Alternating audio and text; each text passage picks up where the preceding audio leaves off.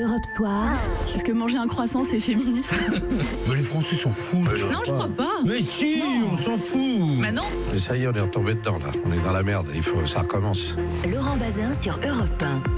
Le zapping radio-télé de Benjamin Muller, ce sont les fourberies de Benjamin. Bonsoir. Bonsoir Laurent, bonsoir à tous. Vous revenez d'abord sur un véritable exploit. Il y a de faux exploits et de véritables exploits. Celui-là, c'est l'élimination du Barça hier en Ligue des Champions. Alors je rappelle à ceux qui n'ont pas suivi, match aller, Barcelone gagne 4-1 contre la Roma, match retour. Hier soir donc, la Roma devait gagner 3-0 pour être qualifiée. Donc, et ils l'ont fait. Impossible, là, ça. Sur le papier, c'est impossible. Mais ils l'ont fait, ça s'appelle una remontada. Ah, si. Comme on s'y attendait pas, écoutez le commentateur italien lors du premier but. Lancio lungo di De Rossi, palla lunga verso di Dzeko, in area di rigore, Dzeko tira, Alors Laurent, ce qu'il faut imaginer, c'est que c'est pour le premier but, imaginez pour les autres. Alors il n'y a pas que le foot dans la vie, il y a aussi... François Hollande. Exactement, l'ancien président invité, autre ambiance, invité du 20h de France 2 hier soir, qui a déclaré ceci. Vous auriez pu le battre, vous, à cette élection? J'aurais pu, mais je ne l'ai pas voulu. Mais alors, qu'est-ce qui a bien pu passer par la tête de l'ancien président? Débrief de cette petite phrase ce matin sur Europe 1 de Gaspard Ganzer, l'ancien conseiller com d'Hollande. Dire Macron, je l'aurais battu, parce qu'on n'est pas là dans la fanfaronnade.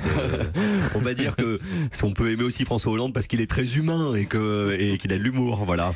Ah, c'était de l'humour, c'était donc ça. Alors Nicolas Canteloup a imaginé jusqu'où Hollande aurait pu aller, toujours sur Europe 1. J'aurais pu gagner, et pas qu'à la pétanque, insolent. Et j'aurais pu moi aussi relancer l'économie, faire baisser le chômage. Mais je ne l'ai pas souhaité, je ne l'ai pas voulu. Alors la mauvaise nouvelle pour François Hollande, c'est pas tant que tout le monde rigole de sa petite phrase, c'est surtout ceci, annoncé par Raphaël Baillot ce matin dans Village Média. L'interview de l'ex-président François Hollande n'a pas fait du bien aux audiences du journal de France 2, 4 930 000 téléspectateurs.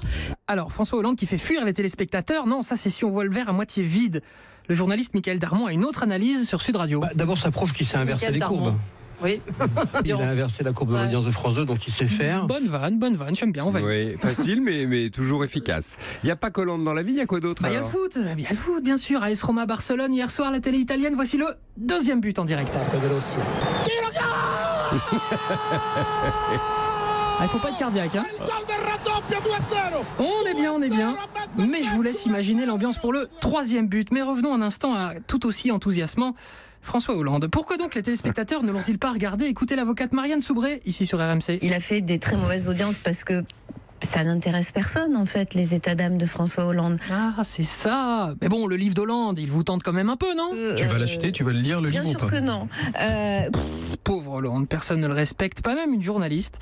Ici Valérie Expert, qui pourtant sait que le lendemain, elle va animer un débat à Sud Radio sur cette interview. J'ai allumé et j'ai éteint, c'est-à-dire que ça m'a ennuyé prodigieusement. Pauvre François Hollande, plus personne ne le respecte. Et alors, à part le foot et Hollande, est-ce que vous avez quelque chose de frais?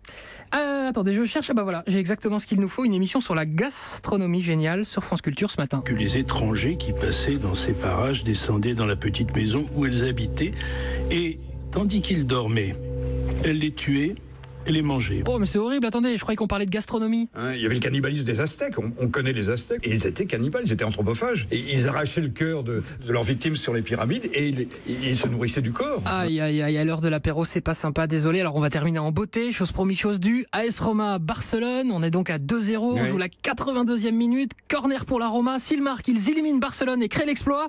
C'est parti. Cross.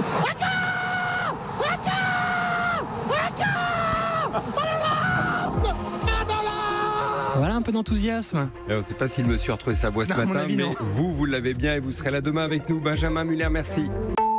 Europe 1.